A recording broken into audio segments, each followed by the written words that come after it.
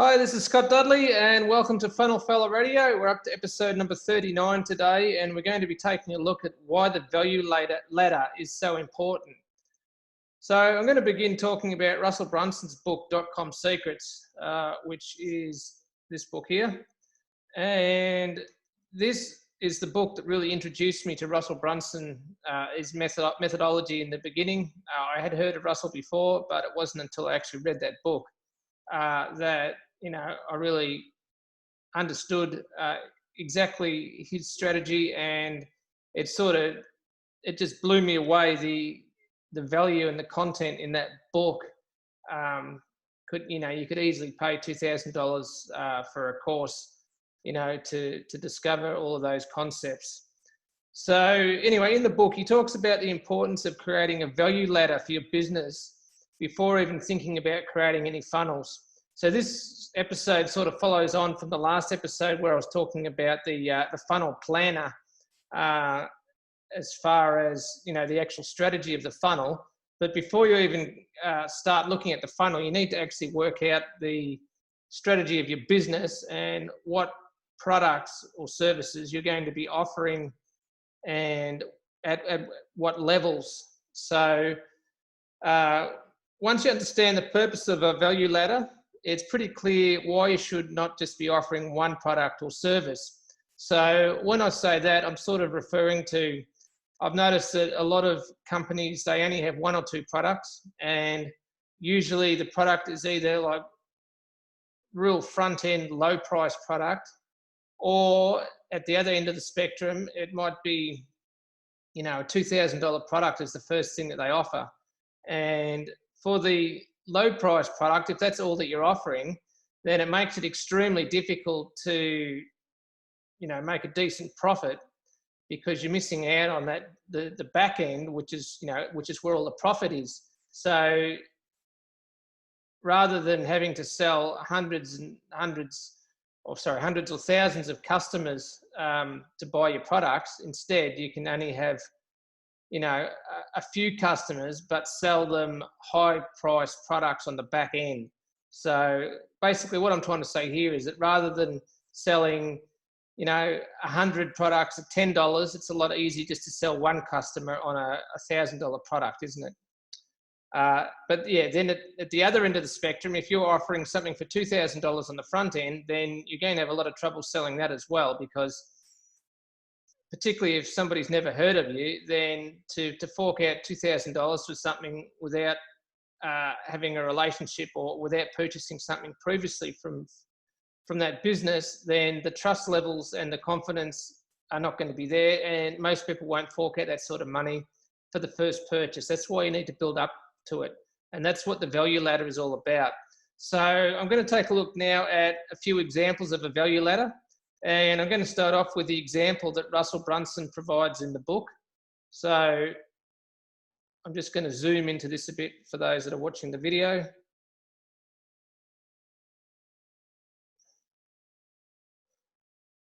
All right, so with the value ladder that we've got here, one thing that I don't actually mention here is the free offering at the very beginning of the funnel, which is to actually get them in. Oh, sorry, they do, yeah. The free teeth cleaning. Sorry, my mistake. So yeah, the free teeth cleaning is the very first step of the funnel, where you'll contact somebody and give them the offer to come in to get their teeth cleaned for free. And the whole sort of point of that is to get them into the dentist's chair, and then to find out what else that you can sell them to actually make the money on. So with Russell's example here, it all starts off with the free teeth cleaning, and then the dentist will, have a look at your teeth and see if they're discolored, and then they might offer a whitening solution. All right, and that's where it all begins. That's the first product that they actually sell, and then after that, they might suggest that you need a retainer as well, and then that takes you up the value ladder, or you have to spend more money. And then at the very top of their value ladder is where they sell, cosmetic dentistry, which 4 or 5 figures, and that's where they really make their big money. That is you know, that's what the dentist, when he first gets you into his practice, that's what he wants to sell you, is the cosmetic dentistry. Because yeah, obviously that's where the big money is made. And on top of that, there is also the continuity, which in the particular case of a dentist is a 6-month checkup. So every 6 months, you know, they'll send you an email or make a phone call and sort of just suggest that it's time for your 6-monthly checkup, and they'll get you back in there again, and they'll start this whole process off again, where they'll clean your teeth, then offer you the whitening solution, then the retainer, then the cosmetic dentistry. So I can sort of relate to this scenario here. There's been a few occasions where my private health insurance company has suggested I can get a free teeth cleaning. So I've looked up the local dentist and you know, suggested that I'm here for the free teeth cleaning that I discovered with my health insurance company. So I go in there, and then of course they're doing pretty much exactly what's shown on this value ladder here, where they're finding as many things as they can in my mouth that need fixing up, and you know, they try to make it sound as important as possible, so that you end up spending more money, and obviously that increases their profit, which, I don't know, the way that they go about it, I guess all dentists are different, but I've just had a few bad experiences where now, if I see an offer for a free teeth cleaning, I'm sort of aware of where it's going to lead me, and I tend to stay away from it. So maybe that's not a good thing. Maybe my teeth do need to be cleaned. But anyway, the point here is that this is the perfect type of value ladder for a dentist, with the chief purpose here of slowly ascending the customer up into cosmetic dentistry. All right, so that's Russell's example in the book.com Secrets. And then I've come up with a couple of my own examples here. So let's just say somebody that is selling information products about property investing, which is a pretty popular topic these days. So just as an example, the value ladder for an info marketer selling property investing products might look something like this, where on the very front end, they're going to be offering you a free quiz to get you into the funnel, you know, and that quiz will promise some sort of result, or you'll end up doing a test to get an assessment, something along those lines. And then maybe on the thank you page of the free quiz, based on your answer, they'll then offer you some sort of tripwire product, maybe as an example, a $7 tripwire product. The whole purpose of that is to convert you from a prospect into a customer, and to also recoup some of the money that they've spent on ads. And when you buy that $7 tripwire product, then they're going to offer you another product as a one-time offer, $197 product, which is sort of the next thing in the funnel that they think that you might need. Usually then the next step, this $997 high ticket product, that usually wouldn't be in the same funnel. What they would do there is they would then send you an email, maybe about a free workshop or free webinar, however they might want to frame it, you know, with some attractive title or some promise of the webinar. And then at the end of the webinar, they'll sell the $997 high ticket product.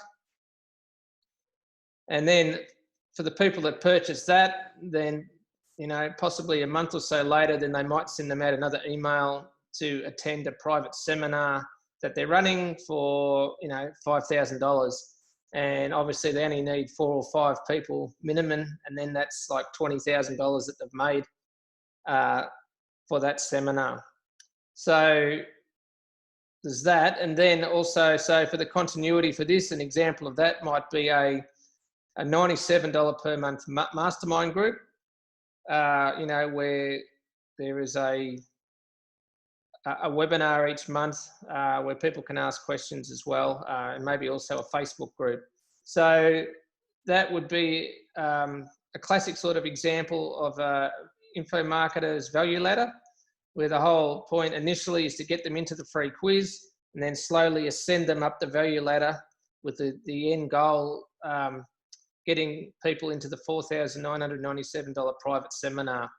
Now, obviously, only a small percentage of people are going to ascend right the way up to the top of the funnel, but those that do are your very best customers, and they're obviously the ones that you treat like gold. And just like Starbucks, they sell coffee machines, there is a small percentage of their customers that end up buying the machines. So why not offer it? Even if you think it's, you know, a very small chance of anybody wanting to purchase it, and it's really super expensive. You know, the Starbucks coffee machine proves that you'd be crazy not to at least offer something, and a small percentage of people will ascend all the way up the value ladder and they'll purchase everything. They're what Brad Sugars calls raving fans. So, you know, why not at least offer it? Something to keep in mind anyway. But yeah, I mean, you can see here, the whole point here is that instead of just offering 1 or 2 products, you offer, you know, 4 or 5 or 6, including the continuity, and you just slowly ascend them up the value ladder, and a small percentage will go all the way. And then the other example that I've got here, I had a little bit of trouble coming up with examples for this, but the third example is a value ladder for a funnel agency, which is something that I'm sort of interested in at the moment and trying to get up and running. So here is what a value ladder could look like for somebody setting up a funnel agency. So initially, the first offer would be a free consultation or strategy session where you would sit down, have a bit of a chat, and, you know, provide some value. So rather than just being a thinly disguised sales pitch, you want to give some value, and show that you can help them. And then in that free consultation, you would try to upsell them into a $479 blueprint. And basically that blueprint would be a detailed plan of how to set up a funnel to achieve their objective. So you're not actually doing the work, but you're providing the blueprint of what you would do if you were hired to create the funnel. So with the blueprint, then they could either hire your company to actually do the work and put it all together, or they could arrange it themselves and just follow the blueprint. And, you know, for somebody that isn't particularly experienced with building funnels or with online business, then a $497 blueprint is extremely useful, you know, if the person that's created it knows what they're talking about, and it's going to actually be profitable, because once you've got the blueprint, then all you've got to do is execute that blueprint. And you could always hire people yourself to actually execute the strategy that's mapped out in that blueprint. So there's value in that. So that would be the first offering. And then obviously the goal would be to then upsell them into actually building the funnel. So I've got here a $2,000 front end funnel, which could be like a lead funnel. The purpose of that to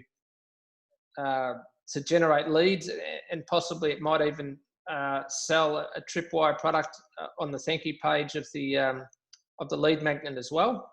So that for $2,000, and possibly you could throw in the option there also of taking off the price of the blueprint for the actual for the funnel. So rather than being $2,000, it would be $1,500, because you're taking off the $500 that they already paid for the blueprint. So regardless of whether they hire you or not, you're still getting the $500 or $497 for the blueprint. And then it's up to them if they want you to do it or if they want to organize it themselves. And if they do hire you, then you just take the price of the blueprint off the actual funnel. So once they've got the $2,000 front end funnel, then the next goal would be to upsell them into a $5,000 back end funnel. And on the back end funnel, that is where you'd actually sell some products, ideally maybe a high ticket product or something like that. It could be a webinar. Okay, so once you've built the $2,000 front end funnel, then you could offer the $5,000 back end funnel, and assuming that they had a good experience with the first couple of purchases and they're confident that you can do the job well, then there's every chance that you can then sell them the $5,000 funnel as well to actually start generating some sales.